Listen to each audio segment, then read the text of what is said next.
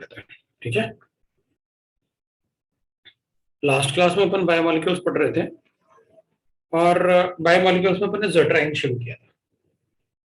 तो ज़ेट्राइन में अपन ने लास्ट पॉइंट एक लिखा था, उससे आगे मैं लिख लेता हूँ। ज़ेट्राइन से आगे जो अपन लिख रहे थे लास्ट टाइम ज़ेट्राइन को, उसी को अपन कंटिन्यू कर देते हैं, ठीक है ना। अपन ज़ेट्राइन की बात कर रहे थे लास्ट क्लास में। तो विल राइट लाइक दिस, जैसे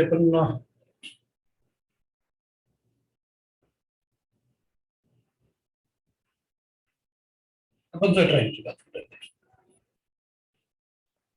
तो अपन कुछ पॉइंट्स लिख रहे थे, अपन नेक्स्ट पॉइंट लिख सकते हैं ना। So we are writing few points in this, और उसी में अपन एक नेक्स्ट पॉइंट में कंटिन्यूएशन कर देते हैं। कंटिन्यूएशन में अपन लिखेंगे ऑन इलेक्ट्रोलाइसिस, क्योंकि अपन ने देखा था ज़ेट्राइन में there is positive as well as negative charge, वो अपन ने चेक किया। सो ऑन इलेक्ट्रोलाइसिस, है ना, अगर अपन इसका इलेक्ट्रोलाइसिस करेंगे ना ज़ेट्राइन का, so on electrolysis in acidic medium, it migrate towards, अगर मीडियम एसिडिक होगा तो वो कैटायन के फॉर्म में होगा, so it migrate towards cathode,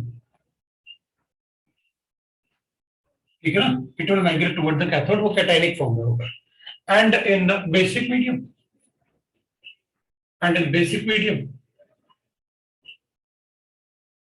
it migrate towards anode, है ना, it migrate towards anode, वो एनोड की तरफ माइग्रेट करता है, ठीक है ना। it will migrate towards the anode. So in basic medium it will migrate towards the cathode, and in basic medium it will migrate towards the anode.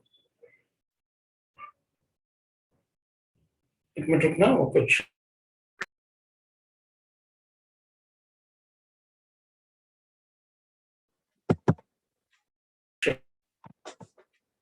Sir video pause हो गया।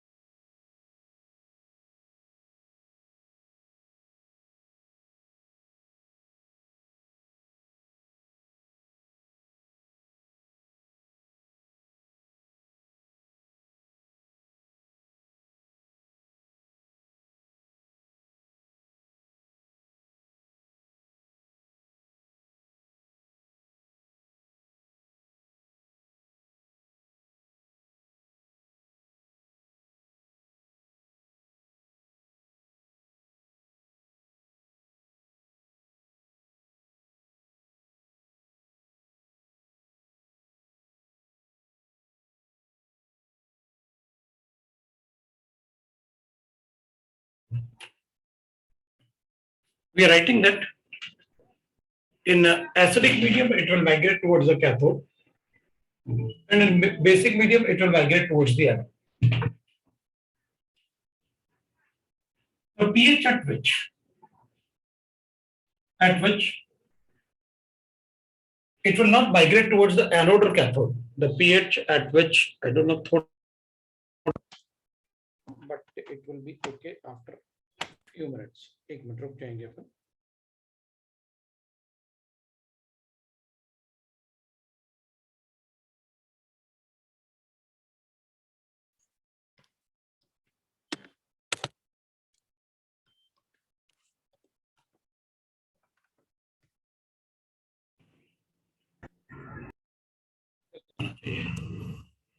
चलो, so in acidic medium it will migrate towards the cathode, क्योंकि वो cationic form में होगा, but in basic medium it will migrate towards the anode. The pH at which it will not migrate, मतलब ऐसा pH जिस पर वो किसी भी तरफ माइग्रेट नहीं करेगा, ना कैथोड की तरफ ना एनोड की तरफ. So the pH at which it will not migrate towards the anode or cathode is called isoelectronic point. So the pH at which it will not migrate, अरे यार, आज कुछ ज्यादा ही परेशान कर रहे हैं. The pH at which it will not migrate towards the cathode or anode.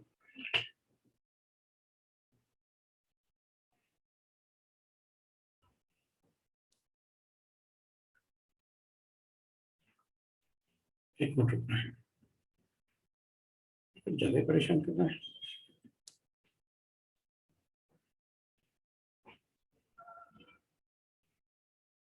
Notepad पे पढ़ा दूं? नहीं यार, नोटपैड. अच्छा, अब की बार अगर एक मिनट और रुक जाते हैं, नहीं तो फिर मैं नोटपैड पे पढ़ा दूंगा.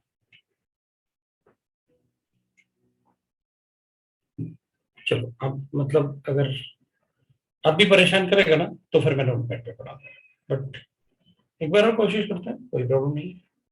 कभी कभी शुरू में होता है वो, पर बाद में ठीक हो जाता है, ऐसे कोई प्रॉब्लम नहीं है ना. चलो, अब अगर प्रॉब्लम आएगा तो फिर अपन नोटपैड पे पढ़ सकते हैं. इसमें एक्चुअली थोड़ा ज्यादा पढ़ लेते हैं बोर्ड पे, इसलिए मैं बोर्ड प्रेफर करता हूँ. The pH at which it will not migrate towards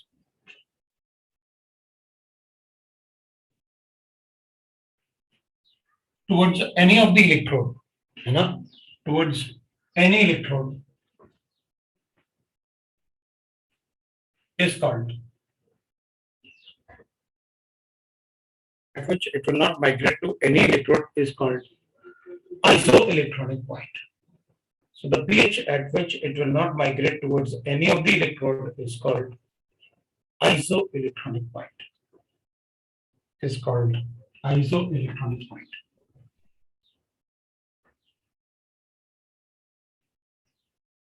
है ना, उसको अपन कहते हैं आइसोइलेक्ट्रॉनिक पॉइंट, और अपन उसको पीआई से डिनोट करते हैं.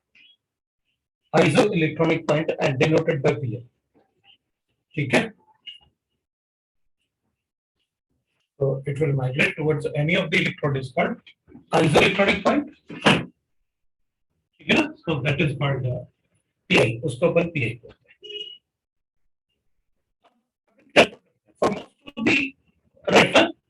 For most of the right, for most of the amino acids, PI between lies between 5.5 to 5.6. ठीक है. If it has only one, बोलो. सर आपका आवाज फट रहा है बहुत. आवाज कट रहा है? नहीं सर, मतलब एकदम रफ आवाज आ रहा है, एकदम क्लियर नहीं आ रहा है. देखो भाई, एक बार मतलब सब लोगों को कट रहा है. सर मतलब आवाज मतलब पूरे फ्लो में आ रहा है, लेकिन बोलते हैं ना रेडियो जैसा आवाज आ रहा है, खर खर खर. अच्छा ठीक है, तो फिर एक काम करते हैं, तो फिर कट करके कर लेते हैं. कुछ कुछ कुछ अगर सबको होगा तो फिर प्रॉब्लम होगा. उस पर नोट पैड पे पढ़ा देता हूँ. आप ये लिख लो, फिर नोट पैड पे पढ़ लेता हूँ.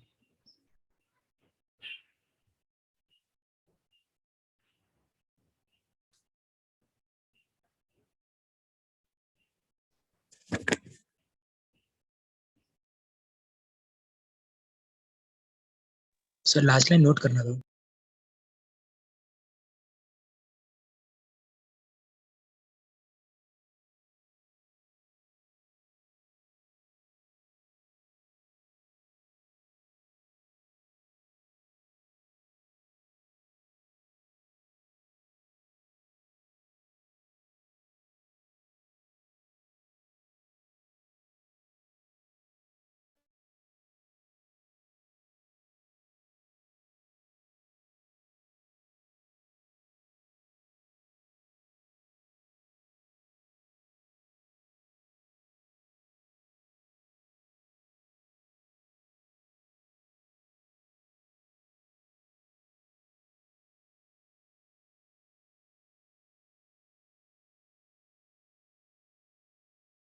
मैं इसको पेन टैब ही कर लेता हूँ. टैब पे ही पढ़ लेते हैं ना.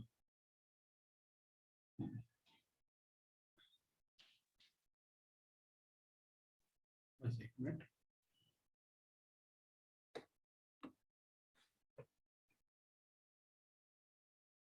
अच्छा माहौल बनता है यार पढ़ने का. वापस दिखाऊंगा एक बार इसको ना. चलो, अपन बात कर रहे थे कि अगर मान लो द pH at which मैंने लिखा था कि for most of the amino acids, ठीक है, which has only one NH2 group and COH group. The value of PI, अपन इसे pH भी बोल सकते हैं. PI lies between 5.5 to 6.5. मतलब अगर एक ही NH2 और एक ही कार्बोक्सिलिक एसिड ग्रुप है ना, तो अपन बोल सकते हैं कि वो इन दोनों इनके बीच में होगा. अपन डायरेक्टली आंसर भी टिक कर सकते हैं. बट अगर दो कार्बोक्सिलिक एसिड होंगे तो इससे छोटा होगा, और अगर दो अमाइनो एसिड्स होंगे तो इससे बड़ा होगा. मतलब कुछ ऐसे भी है जिसमें दो NH2 होते हैं, कुछ ऐसे भी हैं जैसा लाइसिन है. लाइसिन में तो दो होते हैं ये NH2 ग्रुप, है ना. और ग्लूटामिक एसिड जो होते हैं उसमें, ग्लूटारिक एसिड में तो दो होते हैं कार्बोक्सिलिक एसिड. तो चलो देखते हैं अपन, है एक एग्जांपल लेते हैं. तो मैं इसको ऐसे लिख लूं एक बार पर, जो मैंने आपसे कहा कि भाई if there is 2 COH group, then PI is less than 5.5, and if 2 NH2 group, then PI is greater than 6.5, है ना. अपन ऐसे लिख लेंगे. तो अपन एक एग्जांपल लेके देखते हैं, क्योंकि अपन से ज़ेट्राइन के स्ट्रक्चर भी पूछेंगे. तो एग्जांपल में जैसे मतलब अपन एक सिंपलेस्ट लेते हैं, ग्लाइसिन. अब ग्लाइसिन तो एक काम करते हैं अपन, क्योंकि ग्लाइसिन में तो बहुत छोटा होगा, अपन कम से कम एलेनाइन तो ले लेते हैं. अब एलेनाइन क्या होता है तो अपन को पता है एलेनाइन क्या होता है ना. तो एलेनाइन इज CH3 CHNH2 और COH. अपन को पहले से पता है, आप इसका पीआई बताने वाले इनके बीच में. लेकिन पीआई ना, एक बात ध्यान रखना, अगर शायद ही अपन से ऐसे पूछे, अगर पूछेंगे तो इसके बीच में बताएंगे, फिर ऑप्शन आपको एक ही बनाना पड़ेगा. वरना अपन को इसमें ना पीके गिवन होता है. इसका पीके अपन को गिवन है सपोज 2.34 होता है, अपन 4 ले लेते हैं. ये 9.7 इसका पीके है, ठीक है ना. इसका पीके गिवन होगा अपन को, इसका पीके गिवन होगा. ये वैल्यूज अपन को गिवन होंगे. इसको पीके 1 ले लेते हैं, इसको पीके 2 ले लेते हैं, ठीक है. अब अपन करेंगे क्या करेंगे, in acidic medium it exist as, in acidic medium it exist as, अपन क्या करेंगे, इसे एसिडिक मीडियम में ले लेंगे. और एसिडिक मीडियम में ये कैसे होगा, तो अपन कहेंगे देखो सर, ये तो पहले से एसिडिक है लेकिन ये बेसिक है, तो एसिडिक मीडियम में it will exist like this. अच्छा, अपन ने शायद कल नहीं लिखा था, एक बार देख. जो ग्लाइसिन होता है ना, ग्लाइसिन इज लाइक दिस, है ग्लाइसिन इज लाइक दिस. शायद कल मैं लिखा नहीं लिखा मुझे नहीं पता. अपन ने आर लिखा था, तो यहां जब अपन एच लिखेंगे ना, तो ये ग्लाइसिन लिखा था कल अपन ने. और glycine is the only amino acid which is optically inactive, ठीक है ना, inactive. So glycine is the only amino acid which is optically inactive. बाकी सारे के सारे अमाइनो एसिड्स क्या है, ऑप्टिकली एक्टिव है. मतलब सारे अमाइनो एसिड जो है वो ऑप्टिकली एक्टिव है एक्सेप्ट ग्लाइसिन. तो ये बात थोड़ा मतलब अपन को कभी कभी पता चल जाता है, किसी किसी क्वेश्चन में हिंट दे देते हैं वो, कि जो अमाइनो एसिड अपन बना रहे हैं वो ऑप्टिकली इनएक्टिव है. तो glycine is the only amino acid which is optically inactive. Acidic medium में ये तो पहले एसिडिक था, ये बेसिक साइट को भी एसिडिक बना देंगे. अब इसका इक्विलिब्रियम, अब अपन क्या करेंगे ना, जब अपन को पीआई कैलकुलेट करना है ना, तो अपन इसमें ऐड करेंगे बेस. अगर इसका इलेक्ट्रोलाइसिस करेंगे तो ये कैटायन है, और कैटायन है तो कैथोड की तरफ जाएगा, इलेक्ट्रॉन गेन करेगा. अपन इसमें धीरे धीरे बेस ऐड करेंगे, इसमें अपन OH ऐड करेंगे, धीरे धीरे अपन इसमें बेस ऐड करेंगे.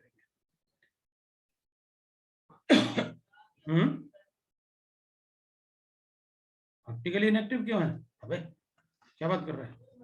इसमें कायरल सेंटर पता कहाँ है, पूछ रहा ऑप्टिकली इनएक्टिव क्यों है, इसमें कायरल सेंटर का है, इसमें तो है एलेनाइन में, ग्लाइसिन में कहां था कायरल सेंटर, बोल भैया, ठीक है ना। So glycine is optically inactive, right. So इसमें अपन बेस ऐड करेंगे ना, तो जब अपन इसमें बेस ऐड करेंगे तो अपन क्या करेंगे कि बेस ऐड करेंगे तो पहले इन दोनों में से किसी एक से रिएक्ट करेगा। अपन क्या करेंगे, दोनों में से जो ज्यादा एसिडिक होगा उसके साथ रिएक्ट करेगा, तो पहले ये वाला ज्यादा एसिडिक है, क्योंकि पीके कम होगा तो एसिडिक ज्यादा होगा ना, तो ये पहले इससे रिएक्ट करेगा, तो अपन कहेंगे ठीक है, फिर अगर इससे रिएक्ट करेगा तो बेसिक मीडियम में अपन इससे रिएक्ट करेगा और pK1 आपका यूज होगा, जिससे रिएक्ट कर रहा है वो pK1 की वजह से बता रहे हैं अपन, तो ये बनाएगा CH3 CHNH3 पॉजिटिव, और ये और इसको बनाऊंगा मैं CH नेगेटिव। फिर इसमें और बेस ऐड करूंगा क्योंकि कैटायनिक साइड तो अभी भी दिख रही है, और बेस ऐड करूंगा तो इस बार वो pK2 यूज करेगा, pK2 यूज करेगा तो ये बनाएगा CH3 CH और ये NH2 और ये CO नेगेटिव बनाएगा। अब देख, ये कैटायनिक फॉर्म में था, ये न्यूट्रल फॉर्म था, ये एनायनिक फॉर्म था। इसमें अगर अपन ओवरऑल चार्ज लिखेंगे तो +1 है, इसमें 0 है, इसमें -1 है। आपका जो ज़ेट्राइन होता है ना, कभी भी वो ज़ेट्राइन वो होता है जो न्यूट्रल होता है। सो दिस इज योर ज़ेट्राइन, जो न्यूट्रल होगा ना वो ज़ेट्राइन होता है। अब जो न्यूट्रल होगा वो प्रोटॉन, क्योंकि ज़ेट्राइन वो होगा जो प्रोटॉन दे भी सकता है और प्रोटॉन ले भी सकता है, जो प्रोटॉन दे भी सकता है और प्रोटॉन अगर ले भी सकता है, अगर अब इसमें प्रोटॉन देंगे तो वो ज़ेट्राइन होता है। अगर ये प्रोटॉन लेगा तो ये बनाएगा और pK1 यूज करेगा, और अगर ये प्रोटॉन देगा तो फिर ये बनाएगा और pK2 यूज करेगा, और pi जो होता है वो क्या होता है, दैट इज एवरेज ऑफ वो pKa जिससे उसने प्रोटॉन जो ज़ेट्राइन से प्रोटॉन लेगा और प्रोटॉन देगा, तो उसका अपन को एवरेज लेना होता है, that is the zwitterion, that is the pI of zwitterion. तो अपन pI अगर कैलकुलेट करेंगे तो ऊपर वाले इसका pI हो जाएगा 2.4 प्लस 9.7, ये तो आपने दे रखा है, सो मेरे पास कितना आ जाएगा, ये 94 डिवाइड बाई 2 करना है अपन को, so that will be equal to 94 मतलब 1.10 to 12 डिवाइडेड बाई 2 6.05।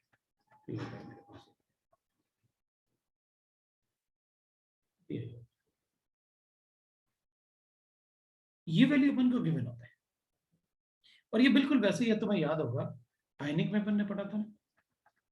मान लो मेरे पास ये सॉल्ट है, अपने पास इसमें अगर HCO3 नेगेटिव है, सोडियम तो एम्फोटेरिक, वो दैट इज एम्फोटेरिक आयन ना, या अपन कहेंगे दैट इज राइट ना, स्पेक्टेटर आयन, इसका तो ना तो ये OH को लेता है ना देता है, तो अपन कहेंगे इसमें अगर ये प्रोटॉन देगा तो Ka2 यूज करेगा, और अगर ये प्रोटॉन लेगा तो Ka1 यूज करेगा, प्रोटॉन देगा तो CO3 नेगेटिव बनेगा, और प्रोटॉन लेगा तो H2CO3 बनेगा, इसलिए K1 यूज होगा। अगर मुझे इसका pH कैलकुलेट करना है तो क्या करोगे आप, pK1 प्लस pK2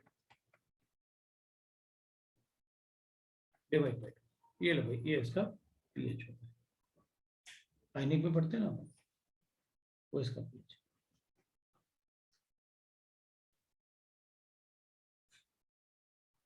ठीक है, तो अपन ऐसे बता सकते हैं। नेक्स्ट में स्ट्रक्चर लिख रहा हूँ, एक और दूसरा लेते हैं क्योंकि एक दो एग्जांपल लेंगे तो अपन को और अच्छे से समझ में आएगा। तो ये अपना एग्जांपल लो, तो एग्जांपल 2 लेते हैं। ये भी सर एक अपने मिनट लिखना है। राइट ना, एम्फोप्रोटिक, ये एम्फोप्रोटिक।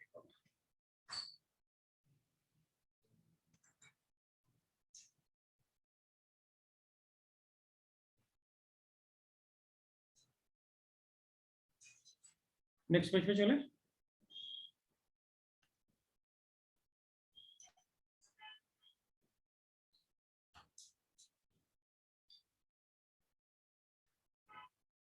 Yes sir. तो अपन बता सकते हैं, जैसे अपने पास गिवन है एक example lysine. Lysine is like this, उसमें NH2 होगा, CH2 होल 4 ले लेते हैं। अब उतना बड़ा चेन बनाने से अच्छा अपन ऐसे ही लेते हैं, एक और NH2 होगा और कार्बोक्सिल लगा देते हैं, ऐसे होता है लाइसिन। इसमें अपन को pK गिवन होता है, इसका pK ऑलमोस्ट 2.3 होगा, इसका pK is nearly that is 8.9 होता है, और इसका pK 10.6 होगा। इसका pK2 ले लेते हैं अपन, 9.8 होता है, pK1 ले लेते हैं। In acidic medium it will exist as, अपन हमेशा यही करेंगे, या तो बेसिक पे कन्वर्ट कर लेंगे पूरा, या एसिडिक में कर लेंगे। Acidic medium it exist as, बता देते हैं, acidic medium it exist as, ठीक है। तो अपन क्या करेंगे, ऐसे लिख लेते हैं एसिडिक मीडियम में, तो ये भी NH3 पॉजिटिव होगा, और ये हो जाएगा CH2 होल 4 CHNH3, क्योंकि एसिडिक मीडियम में तो सब कैटायन में कन्वर्ट हो जाएंगे, और COH हो जाएगा। फिर अपन इसमें इक्विलिब्रियम मेंटेन करेंगे इसको एसिड। अब ये एसिडिक मीडियम है तो इसमें थोड़ा बेस ऐड करेंगे।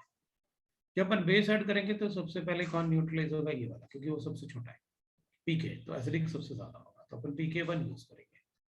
तो ये बनाएगा NH3 पॉजिटिव, क्योंकि जो सबसे ज्यादा एसिडिक होगा वो न्यूट्रलाइज होगा, और ये हो जाएगा 4, और ये हो जाएगा CH3 NH3 पॉजिटिव, और ये हो जाएगा CO नेगेटिव। फिर उसके बाद अपन लिख लेंगे इसमें दोनों में से ज्यादा एसिडिक ये है, तो अपन कहेंगे यहाँ फिर बेस ऐड करते हैं, और यहाँ पर अपन को मिलेगा pK2 यूज होगा। तो pK2 यूज करूंगा तो NH3 पॉजिटिव, और फिर ये हो जाएगा CH2 होल 4, और इधर लिखेंगे अपन CHNH2 ना, इसका अपन CHNH2 लिख लेते हैं, CHNH2 कर लेते हैं, और ये कार्बोक्सिलिक एसिड हो जाएगा। फिर उसके बाद एक बार और अपन इसमें बेस ऐड करेंगे, तो अब मैं यूज करूंगा pK3। अभी pK3 यूज करूंगा तो I will get that NH2 CH2 whole 4, और फिर ये CHNH2, और फिर CO नेगेटिव। अब अपन कहेंगे देख भाई, अब अपना काम है चार्ज कैलकुलेट करना। इस पे +2 चार्ज था, इस पे +1 चार्ज है, क्योंकि एक माइनस भी आ गया। इस पे 0 चार्ज है, एक नेगेटिव है और एक पॉजिटिव है। इस पे -1 चार्ज है, तो अपन कहेंगे 0 चार्ज इसमें, मतलब this is Z ray, this is your Z ray, ठीक है। अब जब Z आया तो अपने पास, अपने Z जब प्रोटॉन लेगा तो pK2 यूज करेगा, और देगा तो pK3 यूज करेगा, तो Pi जो होगा it will be average of pK2 plus pK3। आप डिसाइड कर लो कि Z कौन सा है। अपन से क्वेश्चन ये भी पूछ सकते हैं, बताओ लाइसिन का Z कैसा बनेगा, डिवाइड बाय 2 कर लूंगा मैं, तो इट विल बी 10.6 और 8.9 है मेरे पास, तो मेरे पास आएगा ये divide by 2, so it will be 18 119.5 divide by 2, सो 19 8 ना, सो 9 जा 18, और इधर 1 7 और 1, सो 5, तो 9.7, मतलब उसमें देख लेना, मैंने 5 लिख दिया जल्दी, बट 9 जा 18, सो अपने पास 1 15 7 जा 1 0, सो 5, ठीक है, ये आ जाएगा। तो 6.5 से बड़ा ही होगा वो ना, फिर वो वैल्यू 6.5 से बड़ा आएगा, right. So that is your answer. अब मैं एक्सरसाइज में एग्जांपल दूसरा लिखता हूँ। अब तुम लोग मुझे बताओ, ठीक है, एक Z, अच्छा कभी कभी इसको pH भी लिख देते हैं, pH इज इक्वल टू 9, इसलिए अपन को कभी कभी इज इक्वल टू Pi, अपन को pH पूछेगा तो अपन 14 माइनस कर देंगे,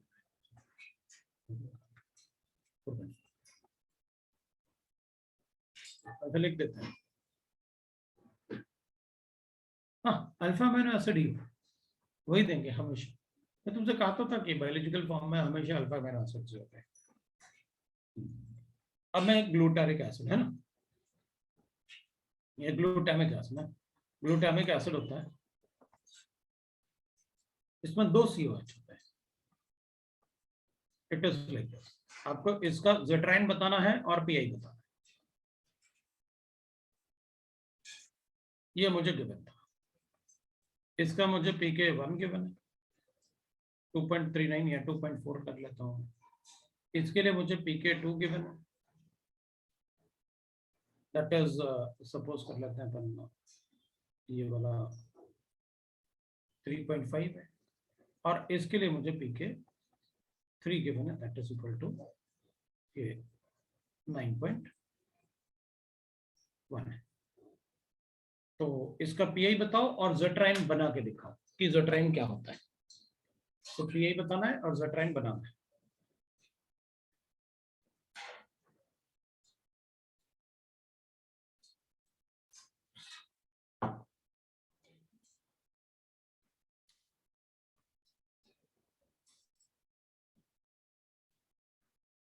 हाँ, वो आइसो इलेक्ट्रॉनिक पॉइंट है ना।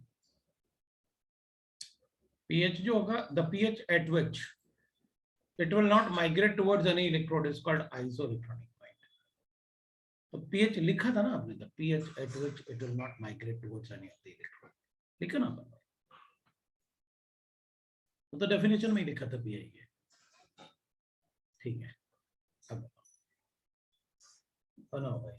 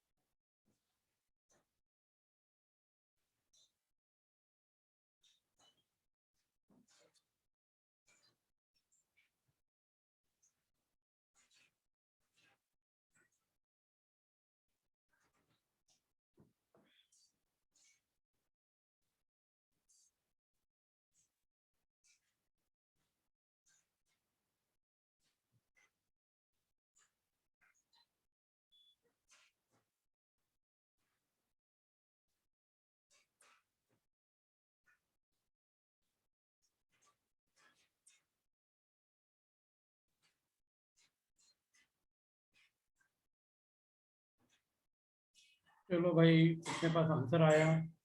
पीआई बता रहा है 6.3,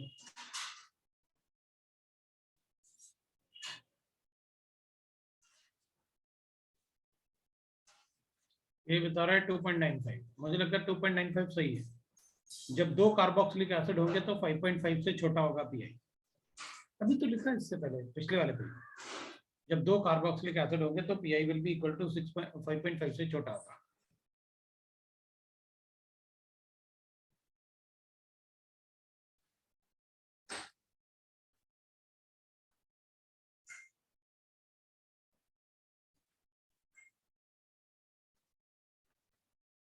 पहले आप एसिडिक मीडियम बना लो।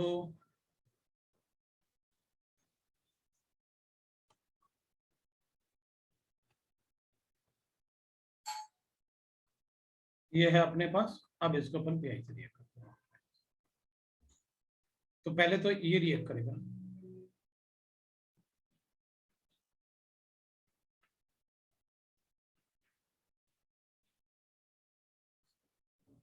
ये होगा अपने पास, और यही ज़ेट्राइन है। और जब अपन ये बनाएंगे तो अपने पास क्या आएगा, pK 1 यूज होगा। अब इसके बाद पीके इसका है तो ये न्यूट्रलाइज होगा। ये pK 3 है अपने पास, नहीं ये pK 2 ले रखा है। ये pK2 ले रखा है, तो ये न्यूट्रलाइज होगा तो OC नेगेटिव आएगा और इसमें 0 चार्ज आ रहा है ज़ेट्राइन। उसके बाद ऐसे न्यूट्रलाइज करेंगे तो ये आएगा CH2 होल ट्वाइस और CHNH2 NH3 पॉजिटिव और CO में।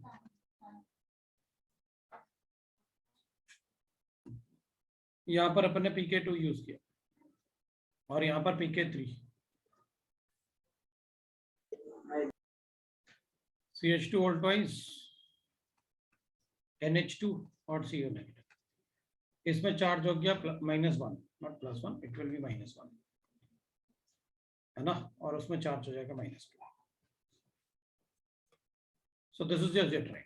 मतलब मुझे ज़ेट्राइन जो लिखना है वो इन दोनों के एवरेज से लिखना है। सो Pi will be equal to pK1 plus pK2 divide by 2, लिख दो। 2.4 और 3.5 का average, so 5.9 divide by 2,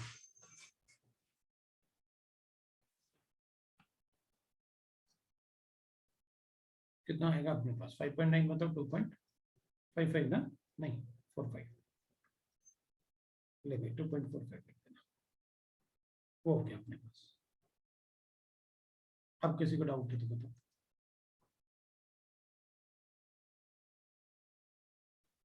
nine five ना, हाँ मुझे भी लग रहा है। इसको थोड़ा और पास लिख लेता हूँ। 2.9 ये ले भाई। अब बताओ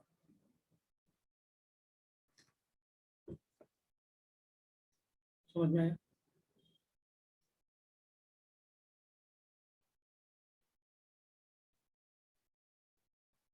उसमें पता ही रहता है ना, 2 कार्बोक्सिलिक एसिड होंगे ना, अभी तो 2 कार्बोक्सिलिक एसिड होंगे तो ये वाली बहुत छोटे छोटे होंगे ना। जब 2 कार्बोक्सिलिक एसिड होता है तो उन्हीं का एवरेज आता है, जब 2 अमीनो ग्रुप होता है तो उन्हीं का एवरेज आता है, इसलिए मुझे पता रहता है कि वो ऐसा है ना। और कार्बोक्सिलिक एसिड का पीके बहुत छोटा होता है ना, इसलिए मुझे पता है ना कि कितना आने वाला है। ठीक है, तो नेक्स्ट पेज पे चले अपन। ठीक है चलेगा, चलो हाँ अपन नेक्स्ट पेज पे चलते हैं। अब ठीक है, अपन पीआई कैलकुलेट कर लेंगे और पीएच वगैरह जो भी पूछोगे बता देंगे, कोई बात नहीं, और ज़ेट्राइन भी बता देंगे। अब कभी कभी अपन से ऐसे क्वेश्चन भी पूछ लेते हैं। मैं एक क्वेश्चन दे रहा हूँ, which of the following will exist as a zwitterion. वो कभी कभी पूछ लेते हैं तो अपन को बताना होता है, विच of the following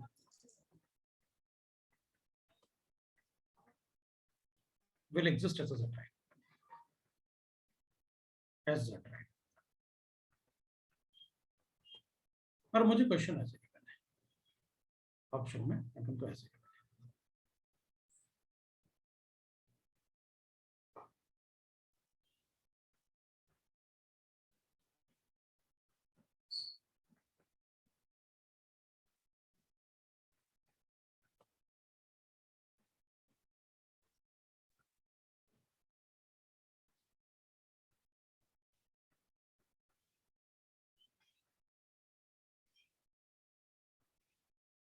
Which of the following can exist as a ज़ेट्राइन?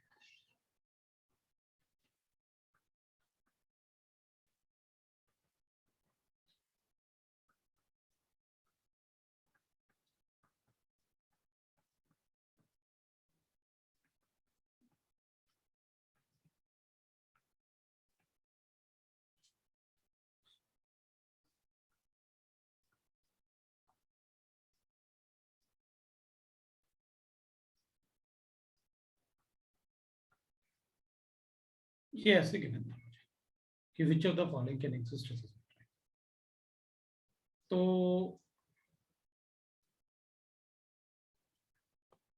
For zwitterion the amino group must have high basic strength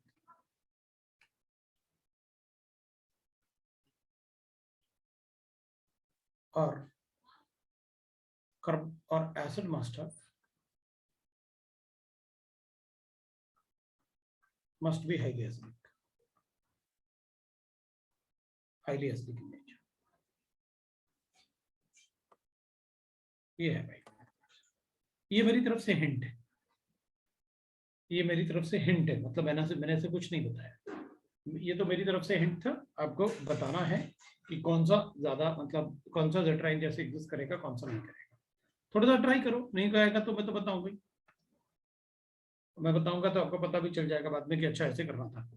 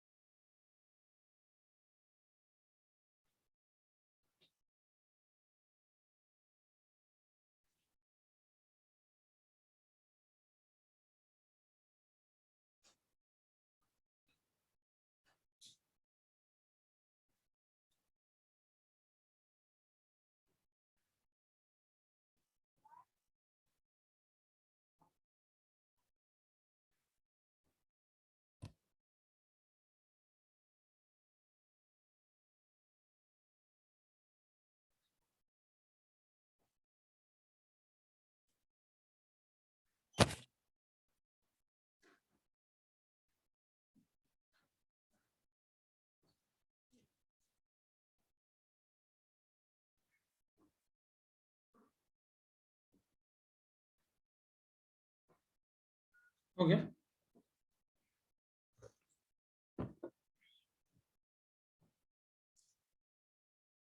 चल कुछ तो अपन को सॉल्व करना ही था यार। FDA, चल देखते हैं अपन है। अब देख, पहले वाले में तो एग्जिस्ट करेगा क्योंकि एलिफेटिक अमाइन है, एलिफेटिक अमाइन होगा तो करेगा।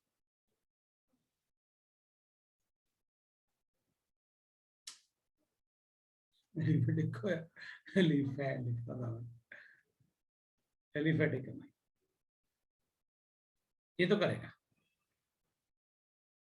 बी वाला तो सीधे अल्फा अमाइनो एसिड था यार, एलेनाइन आपने कैलकुलेट करके दिखाया। इसमें बेसिक स्ट्रेंथ कम होगा,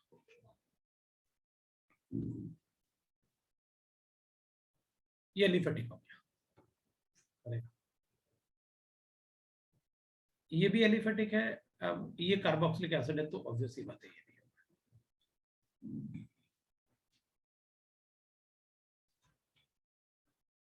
इसमें कॉन्जुगेशन तो है लेकिन इसका एसिडिक स्ट्रेंथ बहुत ज्यादा है, इसलिए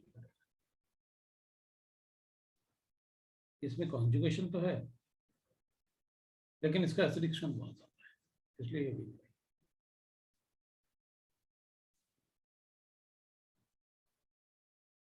right, so like that.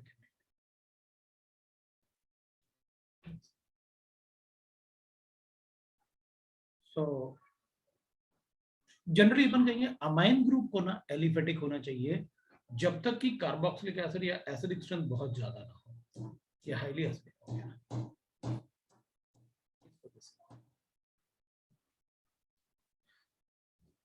Structure of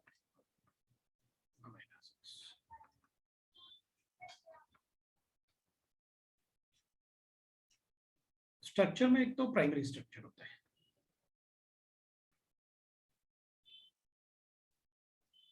अभी अपन प्राइमरी स्ट्रक्चर लिखेंगे ना तो इसमें क्या होगा कि लीनियर चेन होता है ऑफ पॉलीपेप्टाइड, पॉलीपेप्टाइड मतलब चेन बनाओगे नहीं तब भी चलेगा, एन टर्मिनल ना।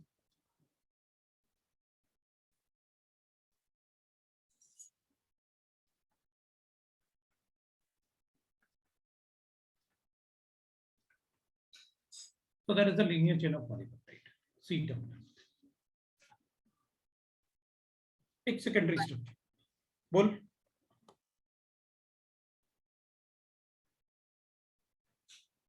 कोई कुछ बोल रहा था ना? नहीं बोल रहा। सेकेंडरी स्ट्रक्चर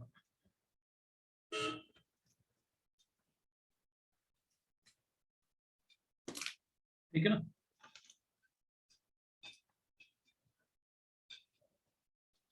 स्ट्रक्चर,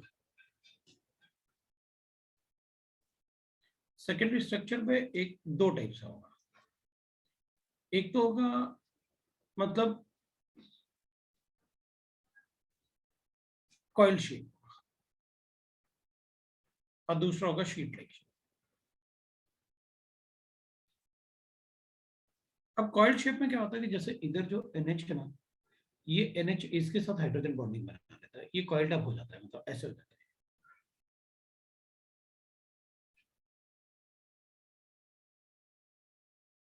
ऐसे हो जाएगा।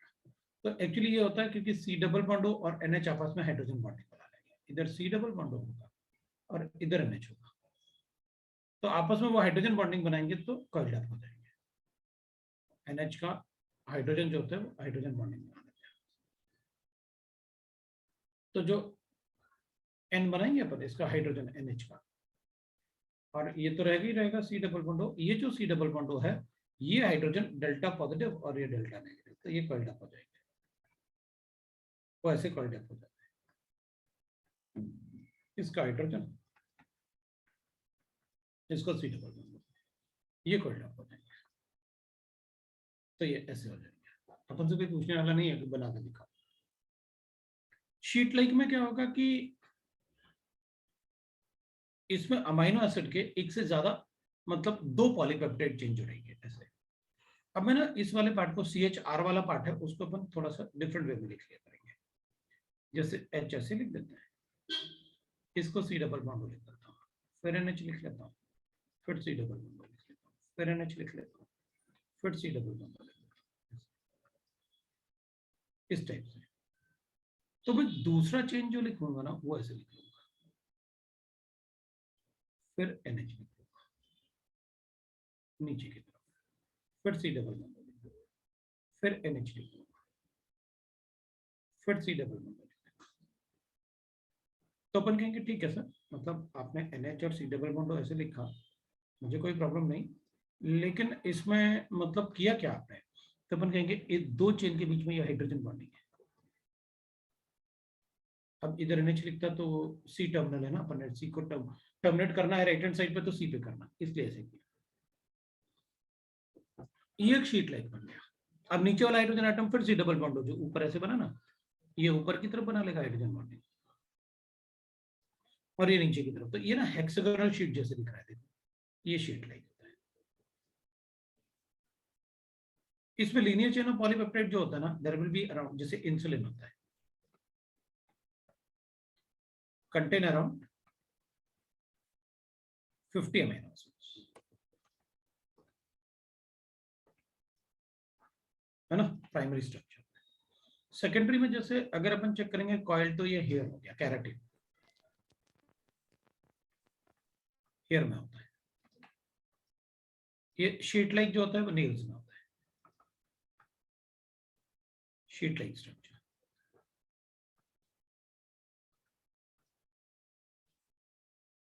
तो ऐसे बता दो,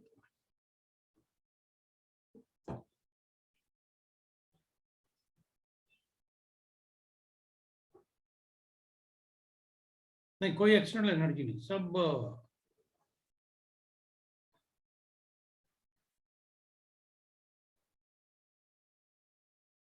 कोई हीट वगैरह कुछ नहीं है।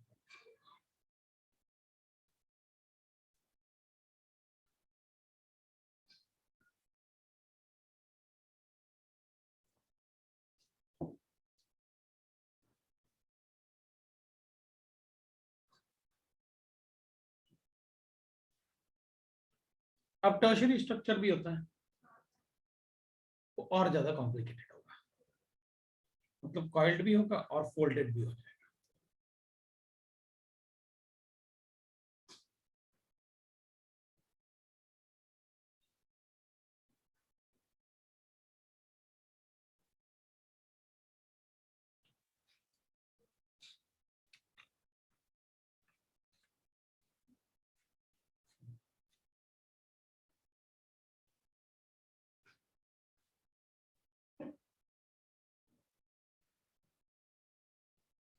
यही मतलब वीआई क्या पूछ रहा भैया सर? वीआई सिलेबस में मतलब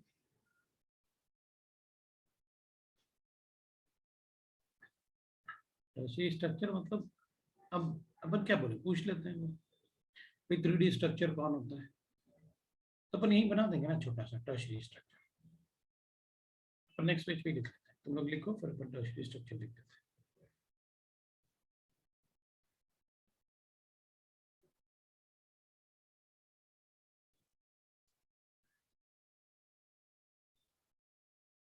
टर्शियरी स्ट्रक्चर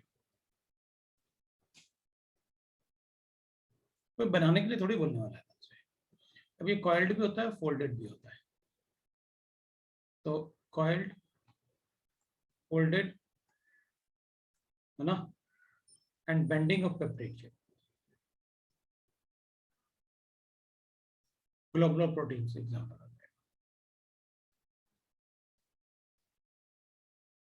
प्रोटीन्स। और क्वाटरनरी स्ट्रक्चर भी होता है। अब क्वाटरनरी में भी यही होता है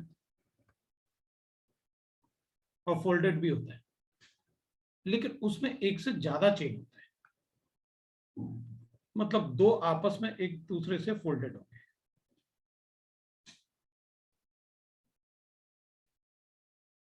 हाइड्रोजन बॉन्डिंग की वजह से एक दूसरे से फोल्डेड होंगे आपस में।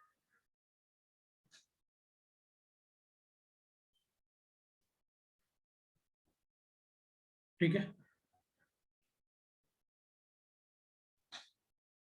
Globular proteins.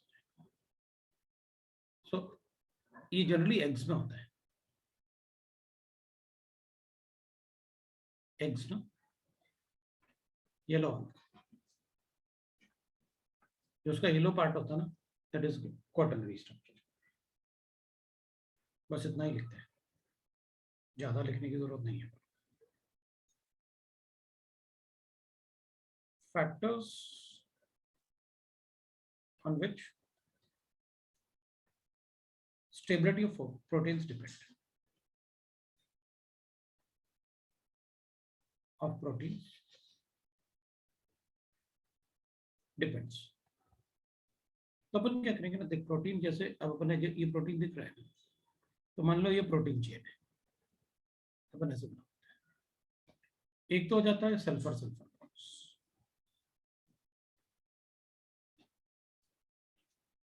दूसरा हो जाएगा वंडरल फोर्सेस, है ना, वंडरल फोर्सेस जो ये नॉन पोलर के बीच में होगा। थर्ड हो जाएगा अपन हाइड्रोजन बॉन्डिंग बता देते हैं, और फोर्थ बता देते हैं अपन इलेक्ट्रोस्टैटिक अट्रैक्शन। ये सारा ही पार्ट अपन ने प्रोटीन में पढ़ा। सो द फैक्टर्स, ये तो इनके बीच में वंडरल फोर्सेस हो जाएंगे। सो एक तो हो गया sulphur sulphur bonds, that is called disulphide bonds. वंडरल forces, फिर अपन हाइड्रोजन बॉन्डिंग बता देंगे, and electrostatic attraction between the carboxylic acid and the amino group, static attraction. ये लगाई हो गया।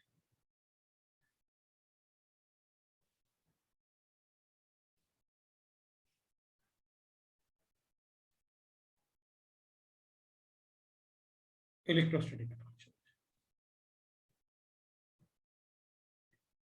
एक पार्ट अपन लिखेंगे, that is denaturation of protein.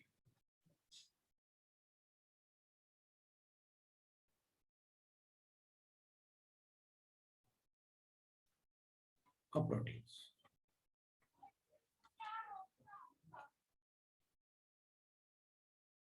The most stable state of protein is called native protein.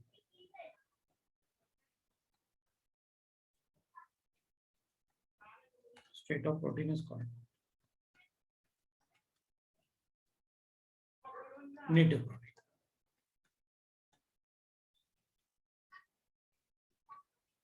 ठीक है, जो मोस्ट स्टेबल स्टेट होता है उसको अपन native protein. The nature of protein changes. Protein may change due to, कभी कभी क्या होता है, जैसे स्किन है ना, स्किन का नेचर अपन कहते हैं, ड्यू टू टेम्परेचर। अगर अपन टेम्परेचर मतलब ज्यादा देर के लिए धूप में बाहर रहते हैं तो स्किन काली पड़ जाती है, वो प्रोटीन का नेचर चेंज होता है।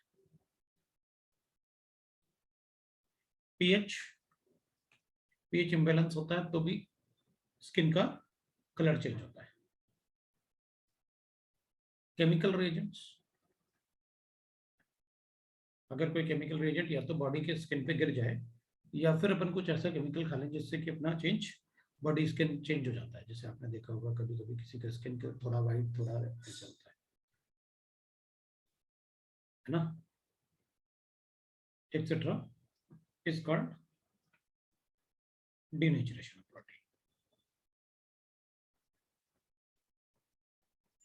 नेचुरेशन, generally it is irreversible process. Irreversible process.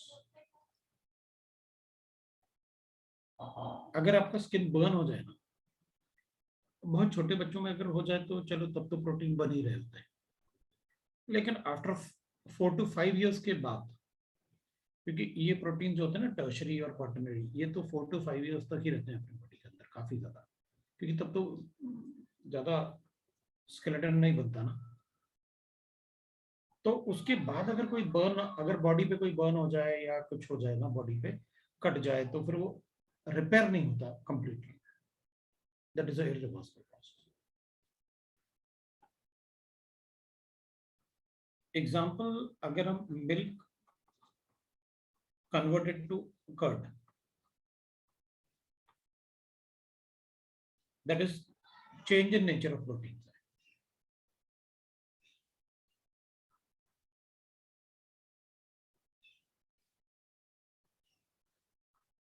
Boiling of egg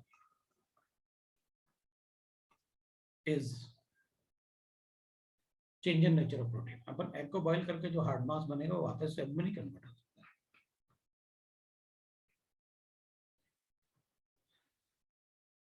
अच्छा ये बताओ, जैसे ये कन्वर्जन ऑफ मिल्क इनटू, चलो कर्ड छोड़ो, बॉइलिंग ऑफ एग बताओ, इसमें एंट्रोपी बढ़ेगी या एंट्रोपी कम होगी?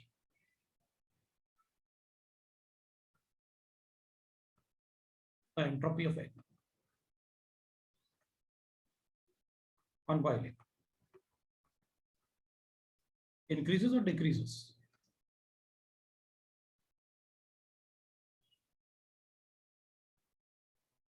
भाई बताना पड़ेगा, मतलब ऐसा नहीं, मतलब आंसर देना पड़ेगा सबको। इतनी होगा कोई एक ही आंसर दे, सब लोग आंसर देंगे। डिक्रीज होगा ना, क्योंकि तो सॉलिड मास में कन्वर्ट हो जाएगा।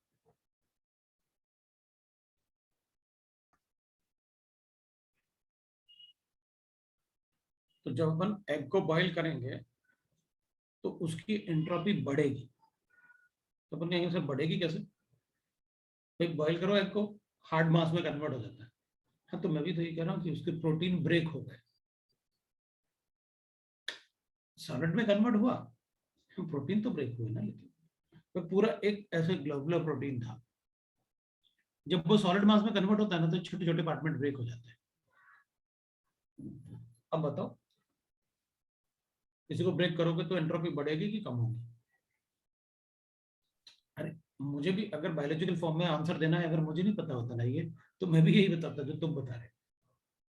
लेकिन अगर अपन को बायोलॉजिकल फॉर्म में कोई क्वेश्चन पूछा ना, जैसे मिल्क टू कर्ड, प्रोटीन का ब्रेक होना होता है,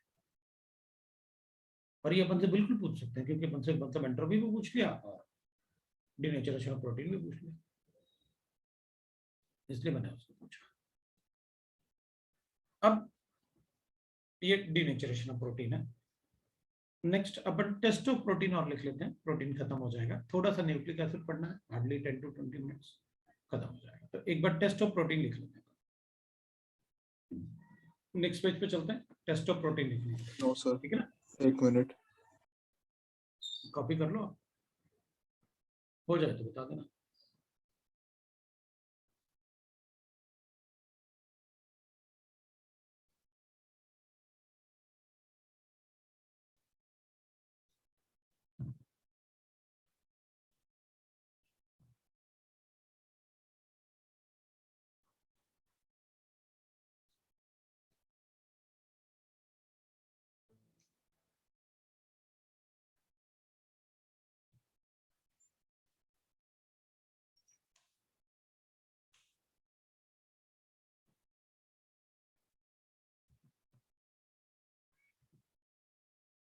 हो गया, चल तो फिर मैं दूसरा आगे बढ़ते हैं। Third page please, third page चल पेज वो चलता हूँ, ये थर्ड पेज है, कोई प्रॉब्लम नहीं।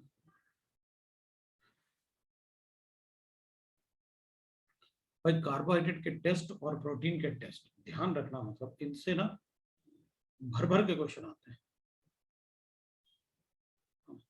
ठीक है ना। टेस्ट से ये इसमें भी इंट्रोपी इंक्रीजेस,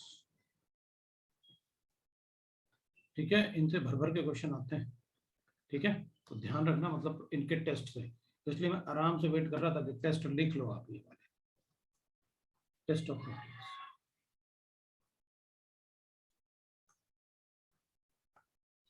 एक तो अपन लिखते हैं बाइरो टेस्ट। अपन क्या करेंगे, जो प्रोटीन्स होते हैं उसको कॉपर सल्फेट के साथ रिएक्ट। अब बार बार अपन ने ये नहीं लिखने वाले प्रोटीन को इसके साथ रिएक्ट करो, सीधा बताओ आप किसके साथ, हमें पता है आप प्रोटीन का टेस्ट बता रहे हो, CuSO4 के साथ वायलेट कर देगा, दैट इज बाइरो टेस्ट। दूसरा नाइट्रोजन टेस्ट, हाइड्रोजन टेस्ट है, नाइट्रोजन टेस्ट, ठीक है। तो solution of protein in pyridine, इसमें अपन ऐड करते हैं nitrogen,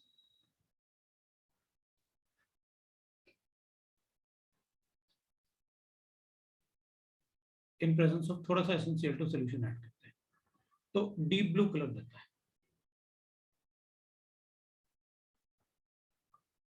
pink colour, violet pink है। डीप ब्लू को वॉयलेट पिंक जैसे, या तो डीप ब्लू जैसे दिखेगा या अपन को वॉयलेट पिंक जैसे दिखेगा, ये बता दें। Nitrogen test, xanthoproteic test, xanthoproteic is a compound,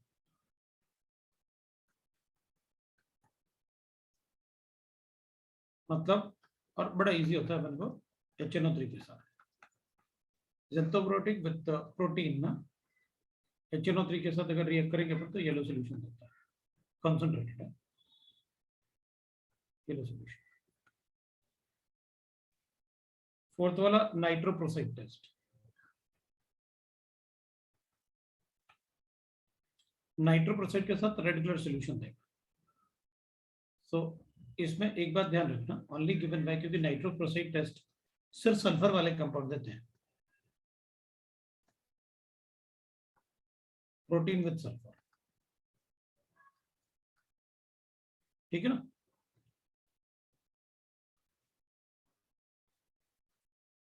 तो ये लिखेंगे gives violet, gives red colour. So इसमें लिमिटेशन है, सारे प्रोटीन नहीं देंगे, सिस्टीन और अपन ने मीथियोनाइन पढ़ा था,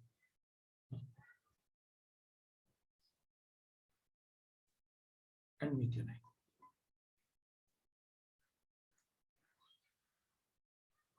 फिर माइलोन्स टेस्ट, ये सिर्फ वही देंगे protein with phenolic group, phenolic group.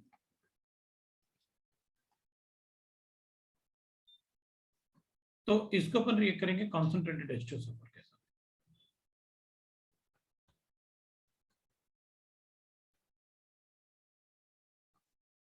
Oxidise करेंगे HNO3 से,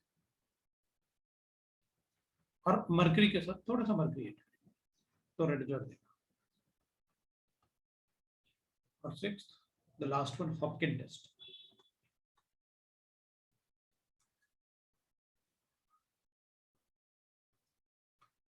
हॉपकिन कोले टेस्ट भी बोलते हैं इसे।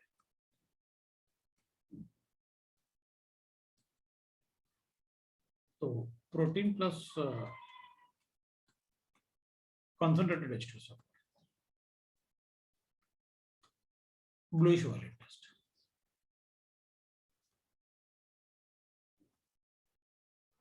अलग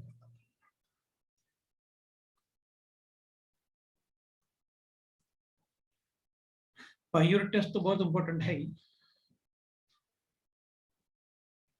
नाइट्रोपरसाइड टेस्ट तो वही देंगे जिनमें सल्फर है, बाकी भी पूछ सकते हैं। अब किसको टिक करूं कि इसको ज्यादा याद रखना, किसको ना करो, ऐसे कुछ समझ में नहीं आ रहा। तो सारे याद करना है।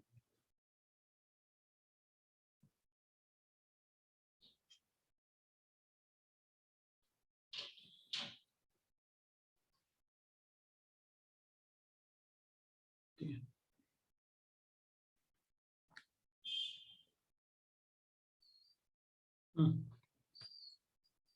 बोल भाई।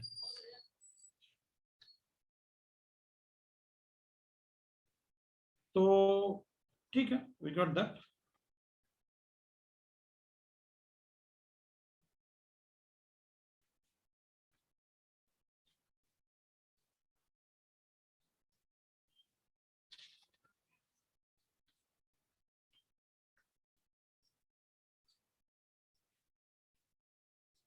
यहाँ पर न्यूक्लिक एसिड पढ़ लेंगे। सीधा क्वेश्चन आता है न्यूक्लियोटाइड के ऊपर। बायोरेट टेस्ट में क्या यूज करते हैं?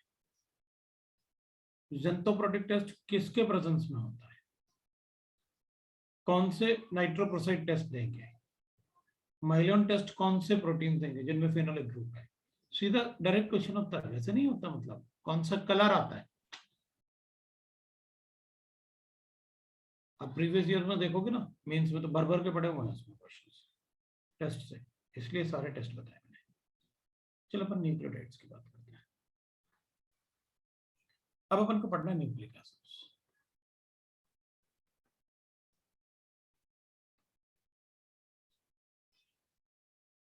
which gives genetic information.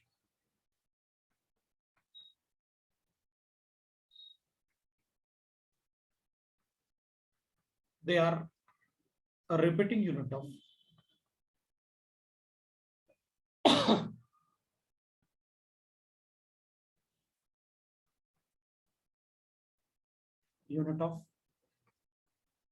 nucleotides.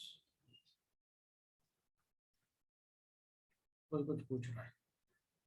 अच्छा लास्ट पेज देखो।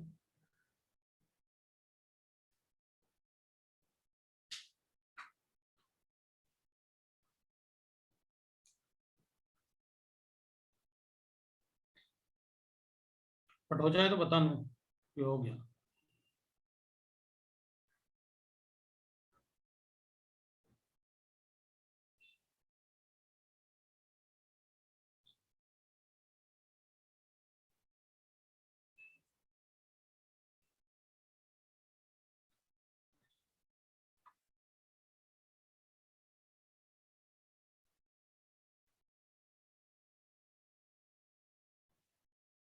जब कैलकुलेट कर लो तो बता देना।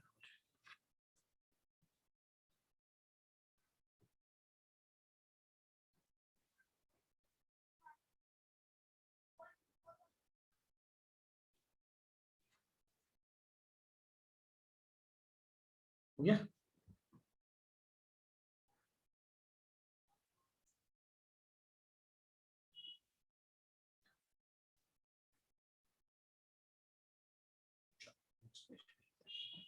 अब जो न्यूक्लियोटाइड्स होते हैं ना, तो न्यूक्लियोटाइड है,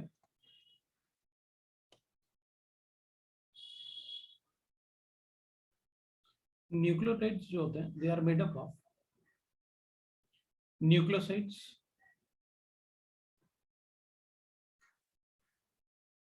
मेड ऑफ, मैं इसको ना क्लासिफाई करूंगा ऐसे, made of nucleosides plus phosphate group.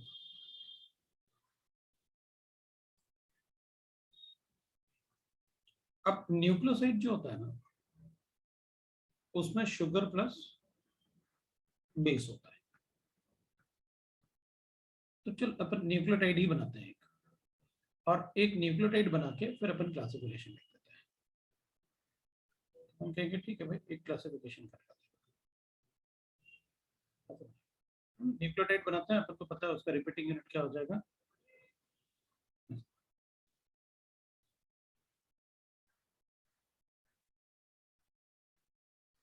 तो ठीक है, यहाँ एक फॉस्फेटाइम लिख लेते हैं, यहाँ बेसिस लिख लेते हैं। इसमें तो सिर्फ फॉस्फेट ही लिखना है, बाकी क्लासिफिकेशन तो ये और ये ही होगा। इधर शुगर होगा थोड़ा सा, इसमें तो सिर्फ अपन को फॉस्फेट लिखना है। अपन को पता है फॉस्फेट कैसे लिखना होता है। ले भाई, ये फॉस्फेट होगा तो ऐसे लिख लेंगे।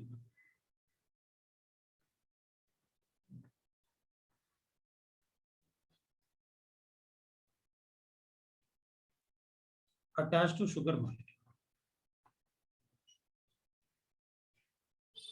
मॉलिक्यूल एट C2 और C5। अब ये C2 C5 नंबर अपन को पता है, शुगर जो लिखोगे ना उसमें नंबर तो क्या, यहाँ पर बेसिस है। बेसिस दो टाइप के होते हैं,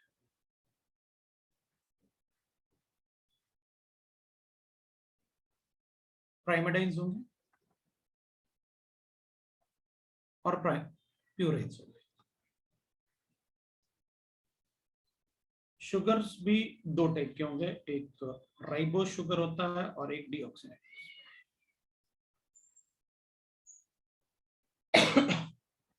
पहले राइबोस लिख लेता हूं।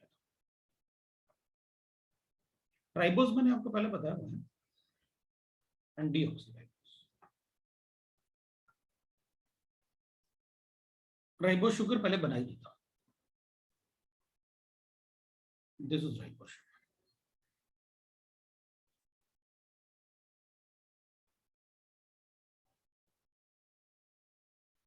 This was right.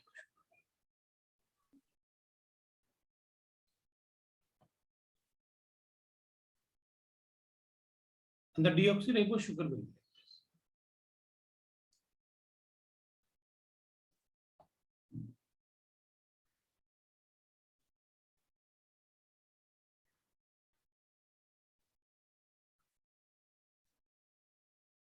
डिफरेंस सिर्फ यहाँ होता है। अब पहले मैं शुगर के बारे में बता देता हूँ। ये 1 है, ये 2 है, ये 3 है, ये 4 है, ये 5 कार्बन एटम जो राइबोस में होता है। 1 2 3 4 और 5। ये सेकंड कार्बन एटम पे ऑक्सीजन मिसिंग है, इधर ऑक्सीजन था,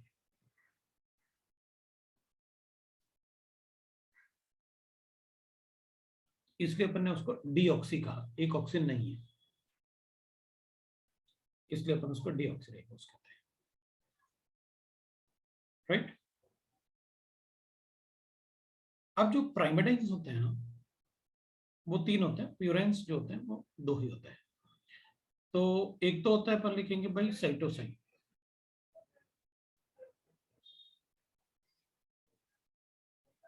ठीक है, साइटोसाइन, उसको कैपिटल C से डिनोट करेंगे। एक होगा थाइमाइन,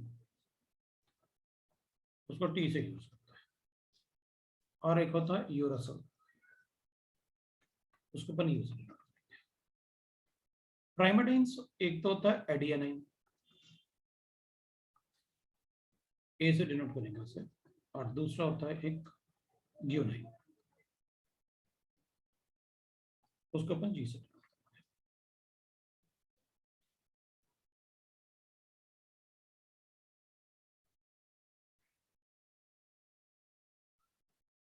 उसको अपन G से,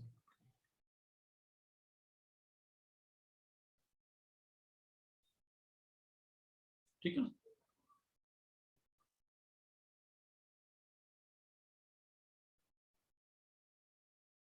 अब इसमें इनके स्ट्रक्चर्स अपन को बनाने होते हैं। तो जो प्राइमडाइन्स होते हैं, है ना, जो प्राइमेटाइज हो गए। तो राइबोस शुगर जो होता है ना is present in RNA and deoxyribose is present in DNA.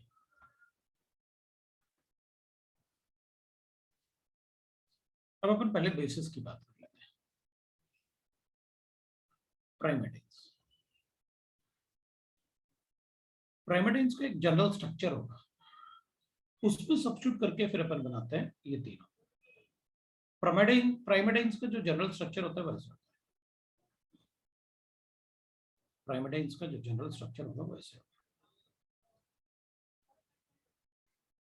प्राइमेटाइन्स will be like this.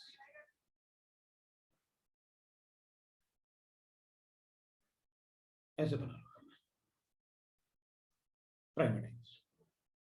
वो पेरिडीन जैसे होता है, बाद में उसमें स्ट्रक्चर ऐसा होता है।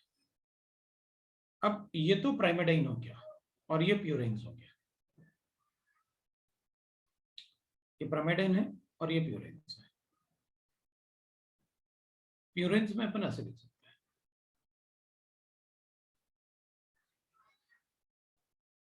ये प्यूराइन्स।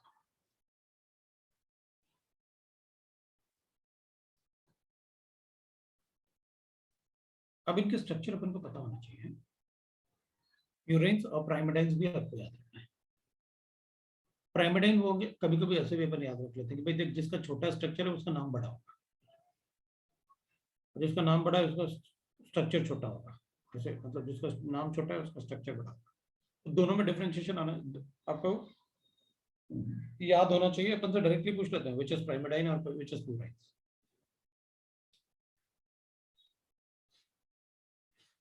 अब इनको बनाने के लिए अपन को ये तो बनाना ही होता है। चलो साइटोसिन का स्ट्रक्चर देखते हैं। ये तो बनाना ही पड़ेगा साइटोसिन बनाने। इधर NH2 लगाओगे, इधर डबल बॉन्ड लगाओगे। This is the structure cytosine. दूसरा बना लेते हैं थाइमिन। तो थाइमाइन में आप फिर वही ये बेसिक स्ट्रक्चर तो बना नहीं बनाना है इनका, लेकिन जब अपन थाइमाइन बनाएंगे ना तो उसमें अपन को बनाना पड़ेगा इधर NH2 जैसे उसमें बनाया, तो इधर NH2 की जगह अब डबल बॉन्ड हो जाएगा। इधर H होगा और इधर भी H। इधर अपन को डबल बॉन्ड हो चाहिए। देख रुकना है, मैं इसको हटा रहा हूँ। इधर डबल बॉन्ड हो चाहिए और इधर अपने पास एक NH। इधर NH हो गया, इधर गलत बन गया, इस तरह बनाना चाहिए।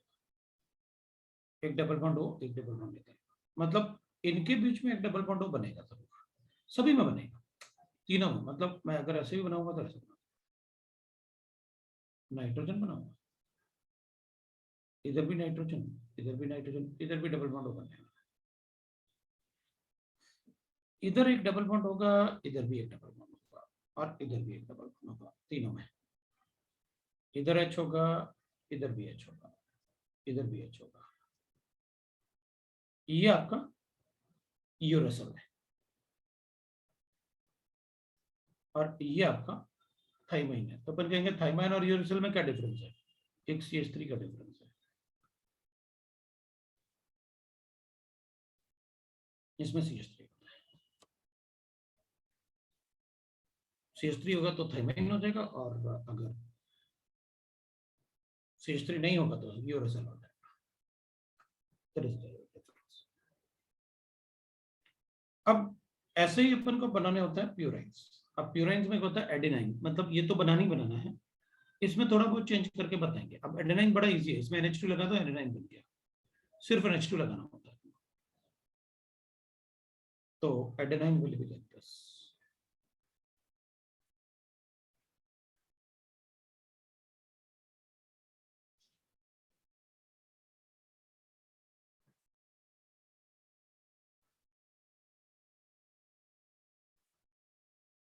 ये आपको एडेनाइन है।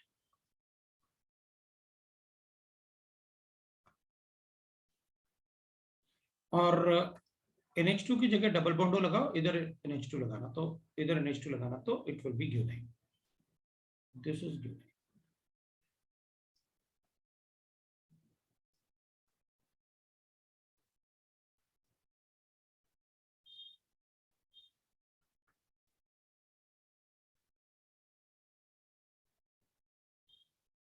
उधर तो NH2 लगाना,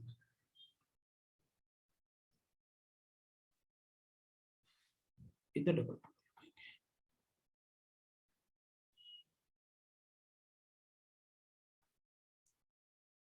दिस इज ग्यूनाइन.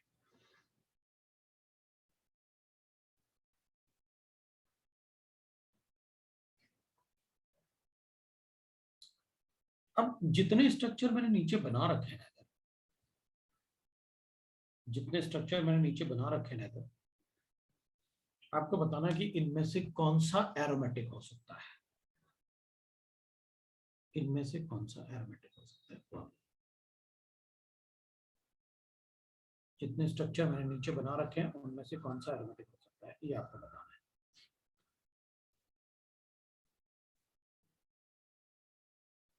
इनमें से कौन सा एरोमेटिक हो सकता है वो आपको बताना है.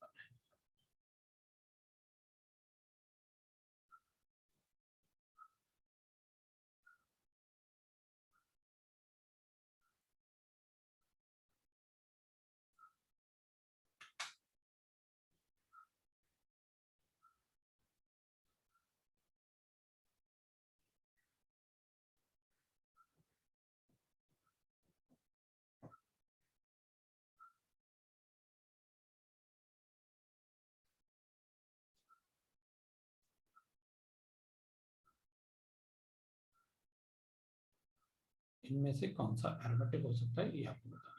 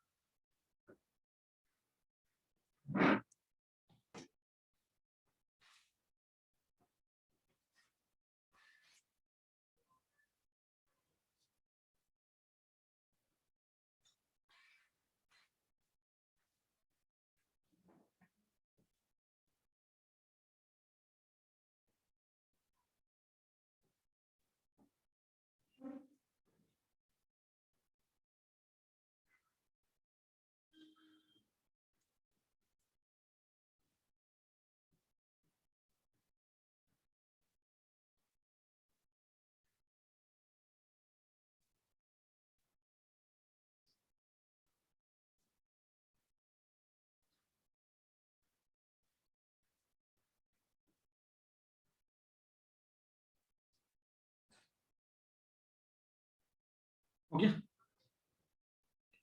तो अपन कहेंगे सारे एरोमेटिक हैं भाई. अगर कोई एरोमेटिक नहीं है तो मुझे बता देना. इनमें से कोई ऐसा नहीं है जो एरोमेटिक नहीं है, सारे ही एरोमेटिक है.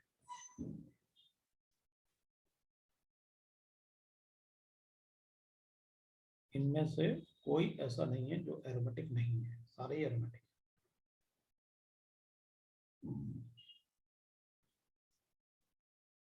राइट.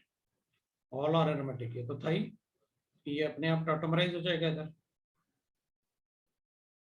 ये इधर टॉटोमराइज हो जाएगा, इधर टॉटोमराइज हो जाएगा क्योंकि एरोमेटिक बन रहा है. ये इधर टॉटोमराइज होगा, ये इधर टॉटोमराइज होगा. ये तो है ही एरोमेटिक. इसको इधर टॉटोमराइज कर.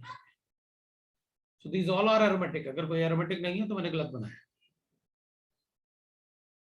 और स्ट्रक्चर अपने लिए इंपॉर्टेंट है.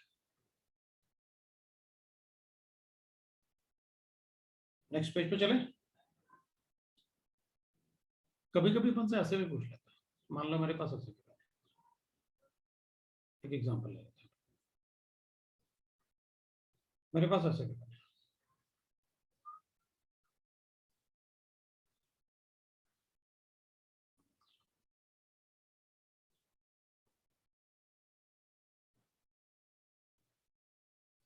ऐसे तो अपन ने क्या बना लिया, एडेनाइन, है ना.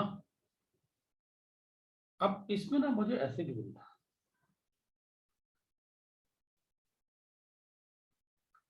और मुझे क्वेश्चन नहीं मिलता.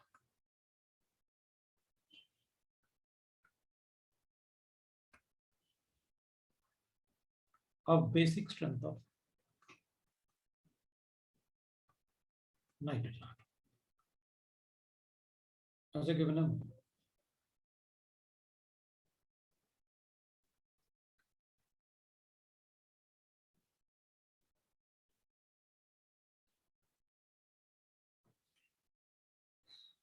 बोलो सवाल, मतलब क्वेश्चन बहुत इजी है लेकिन आपको बताना पड़ेगा। Basic strength of nitrogen.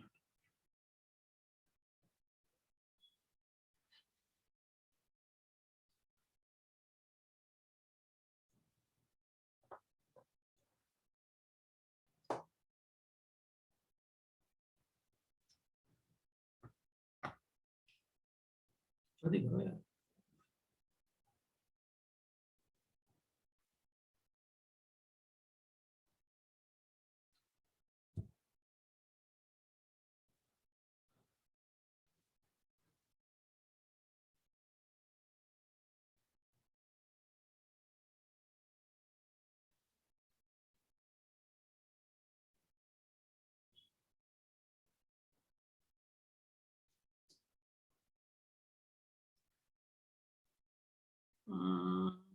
D वाला लोएस्ट है।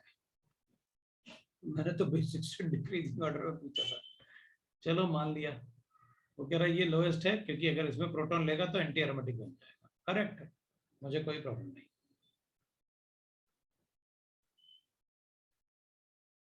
डी वाला लोएस्ट है, करेक्ट है।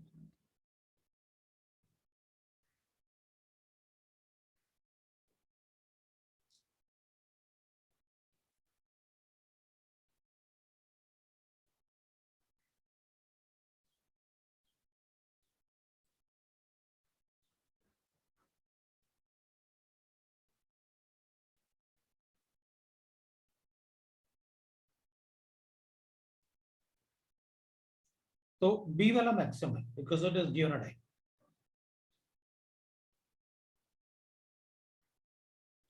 अब बचा अपने पास एनिलीन और पेरिडीन, तो पेरिडीन ज्यादा बेसिक होता है। ये लो भैया,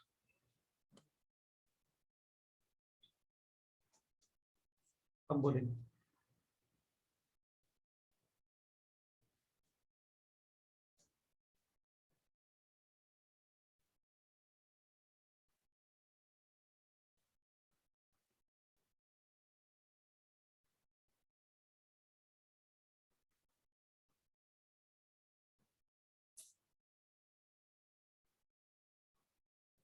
बोलो, ठीक है ना। अब अपन एक न्यूक्लियोटाइड बनाते हैं। न्यूक्लियोटाइड में I will take a sugar, पर डीऑक्सीराइबोस ले लेता हूं। इधर OH लिया था, इधर हाइड्रोजन है इसलिए डीऑक्सीराइबोस है। ये H है और इधर आपने CH2OH लिया था। मैं इसमें एक बेस मॉलिक्यूल भी ले लेता हूं। This is the base molecule.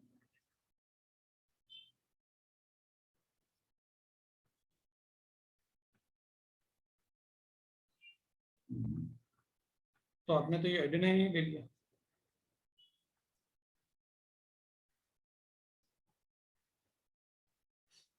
और मैं फॉस्फेट भी ज्वाइन करूंगा।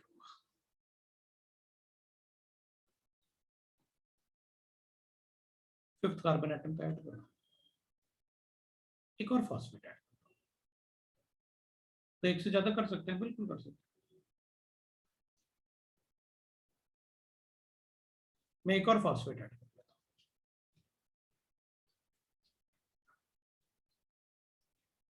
फिर ऐसे चेन बना के 3 फॉस्फेट, और उसके बाद ये थर्ड कार्बन एटम, इसे थर्ड कार्बन एटम पे अपन अटैच कर लेंगे वापस, मतलब चेन बनाने के लिए। उधर फिर शुगर मॉलिक्यूल ले लेंगे। इधर भी वाटर हटा देता हूं, इधर भी मैं वाटर हटा दूं, इधर भी मैं वाटर हटा देता हूं, इधर भी मैं वाटर हटा दूं। ये एडेनाइन है और ये 3 फॉस्फेट है।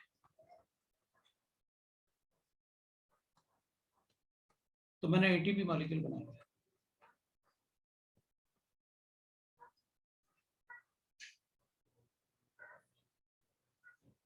वो एटीपी एडीपी पढ़ते हैं ना, लिपिड्स।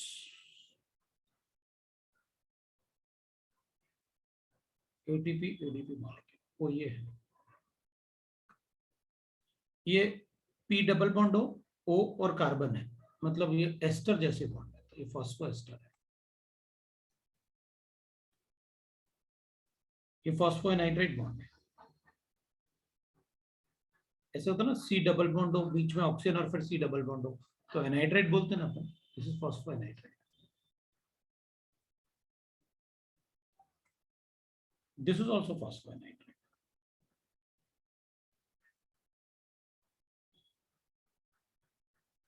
मतलब अगर एटीपी मॉलिक्यूल बनाऊंगा तो उसमें 2 फॉस्फोएनाइड्रेट, एक फॉस्फोएस्टर बॉन्ड होगा, that's a ATP molecule. ADP होता तो फिर उसमें 2 ही होते फॉस्फेट, डाइफॉस्फेट होता है, फिर एक फॉस्फोएस्टर होता और एक फॉस्फोएनाइड्रेट बॉन्ड होता एडीपी में।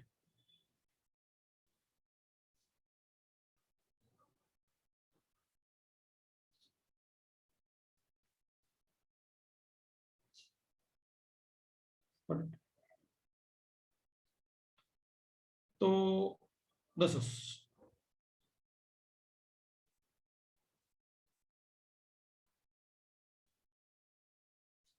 अपन लिख लेते हैं, नेक्स्ट पेज पे चलते हैं। इस पे तो अपन ने यही बना दिया, चलो नेक्स्ट पेज पे चलते हैं।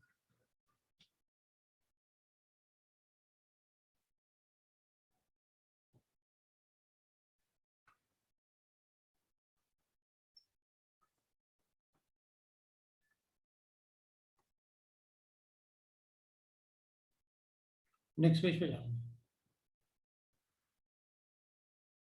Structure of DNA.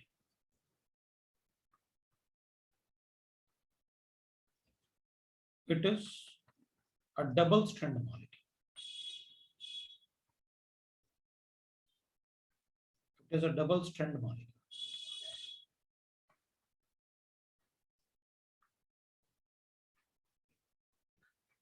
Made of bases. अब बेसिस का शॉर्ट फॉर्म ले लेते हैं, एक कैप्टी होगा। कैप्टी मतलब साइटोसिन, एडेनिन, ग्यूनिन और thymine. In which DNA coding occurs.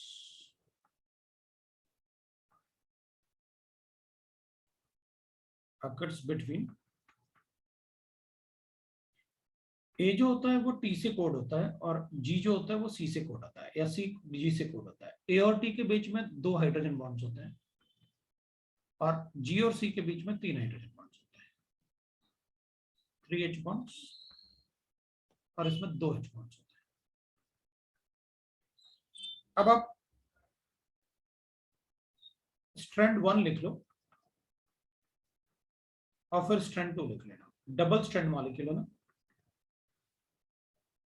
आपके पास 4 बेस हैं, आप कोई भी ऑर्डर लिख लो, क्योंकि कभी भी 2 ह्यूमन बीइंग्स में ये सेम नहीं होता।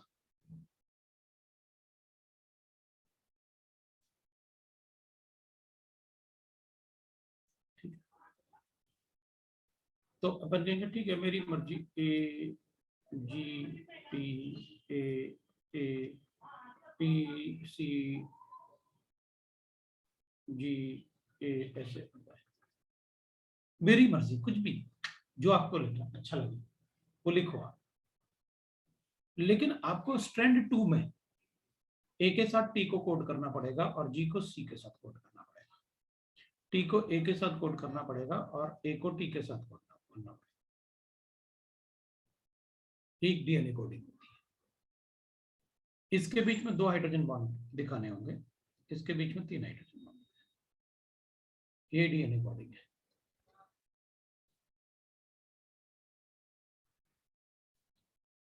तो अपन फिंगरप्रिंट को तो चेंज कर सकते हैं सर्जरी से, आप डीएनए कोडिंग चेंज नहीं कर सकते। इनमें से एक भी मिसिंग होगा ना तो बीमारियां शुरू। ये हो गया, इसको कहते हैं डीएनए कोडिंग। और फिर इसकी प्रॉपर्टी होती है डीएनए की कि ये ना अलग स्ट्रैंड हो जाता है, ये टूट जाते हैं आपस में हाइड्रोजन बॉन्डिंग की वजह से, तो ये अपने आप को रेप्लिकेट कर लेता है। बाद में फिर अपन कहते हैं ना एसेंशियल अमीनो एसिड वापस आएंगे, तो अपन उसको वापस, ये ऑर्डर रैंडम होगा। आप स्ट्रैंड 1 में रैंडम लिख लो जो मर्जी चाहे,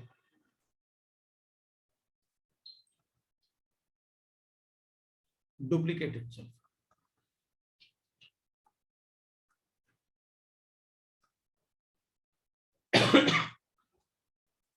ब्रेकिंग द स्ट्रैंड,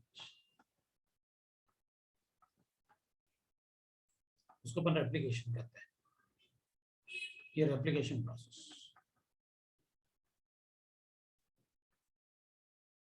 ये अपने आप को डुप्लीकेट बना लेता है। मतलब ये स्ट्रैंड टूट जाएगा तो ये वापस टी से उधर ज्वाइन हो जाएगा, ये ए से दूसरी जगह ज्वाइन कर लेगा, तो ये अलग अलग स्ट्रैंड बना लेगा। That is called DNA coding.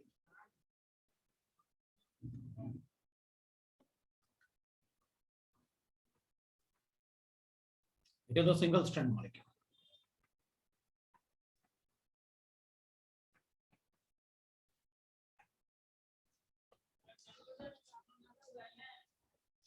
Single strand molecule है तो मेड ऑफ बेसिस। पहले कैग टी था, अब कैग यू है, मतलब सी ए जी ना, उसको कैग बोल रहा हूं। उसमें टी था, इसमें यू होता है, बस ये डिफरेंस होता है। अब स्ट्रैंड है, रैंडमली लिख लो जो मर्जी चाहे,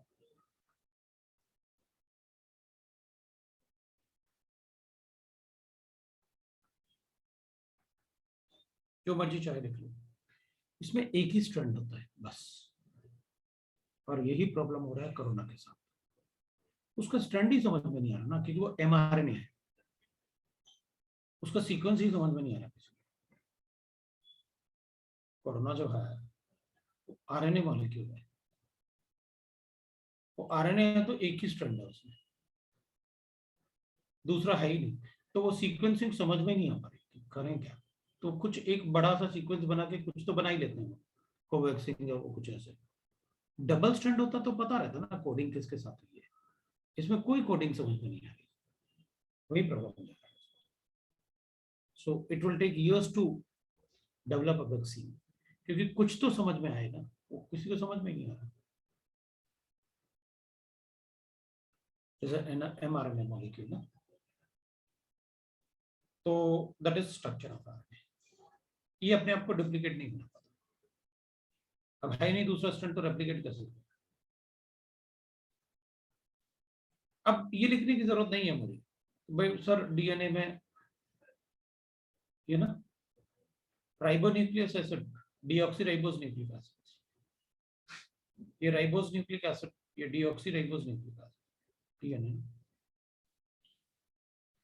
अब ये अपने आप को रेप्लिकेट नहीं कर पाता। अब मुझे ये बताने की जरूरत नहीं, जितने ए होंगे उतने टी होंगे, जितने जी होंगे उतने सी होंगे डीएनए में।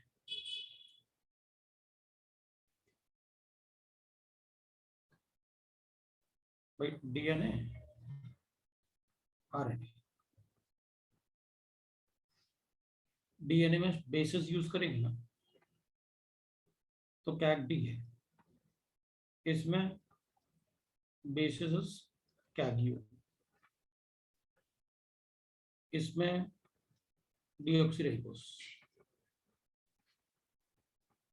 इसमें राइबोस शुगर। ये जेनेटिक इंफॉर्मेशन देता है।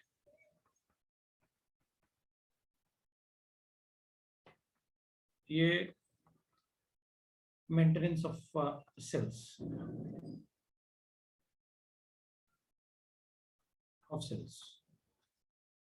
अब आरएनए मॉलिक्यूल होने की वजह से कोरोना क्या बोल रहा है, हमारे सेल्स खराब कर दे रहा है, बॉडी में जाके लंग्स के पूरे सेल्स खराब कर दे रहा है, यही प्रॉब्लम हो रही है इससे।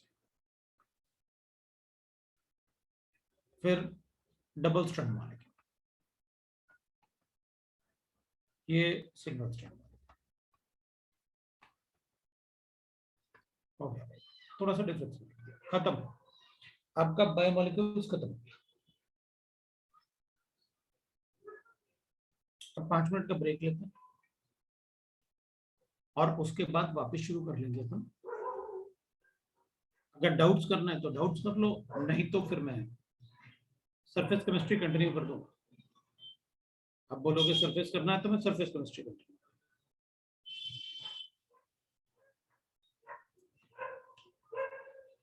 ठीक है, सरफेस केमिस्ट्री बचा हुआ है ना। सरफेस केमिस्ट्री खत्म तो नहीं होगा लेकिन बहुत कुछ हो जाएगा। और डाउट्स करना है तो तुम लोग बताओगे कौन सा चैप्टर के डाउट। मैंने तो ORM 4-5 कहा था तुमसे, जो तुम कहोगे वो कर देंगे। बोलो, नहीं तो सरफेस केमिस्ट्री कंटिन्यू कर दूंगा। सरफेस खत्म कर दूं, मुझे भी यही लग रहा है। सरफेस खत्म कर दो, उसके बाद अपन डाउट्स लगाते हैं।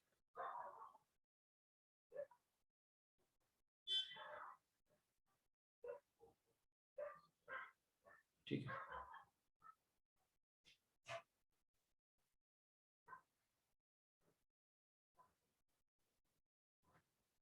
पूछ रहा है कुछ रिएक्शन बताओ जो केमिस्ट्री के मतलब लैब में कर सकते हैं। केमिस्ट्री में करो ना, सारे इतने सारे प्रैक्टिकल ऑर्गेनिक केमिस्ट्री पढ़ाए तो होगा ना। 11th में प्रैक्टिकल ऑर्गेनिक केमिस्ट्री वो पूरा वही तो करते हैं लैब में।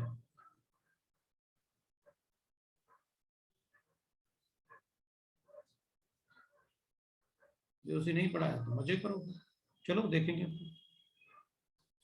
ठीक है, तो अभी तो अपन ब्रेक ले लेते हैं 5 मिनट का, उसके बाद अपन शुरू करते हैं।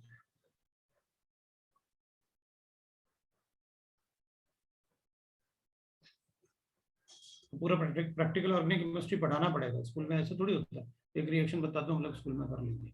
अब डाइजेनियम सॉल्ट बना लो स्कूल में, बर्फ में बनाते हैं ना वो डाइजेनियम सॉल्ट।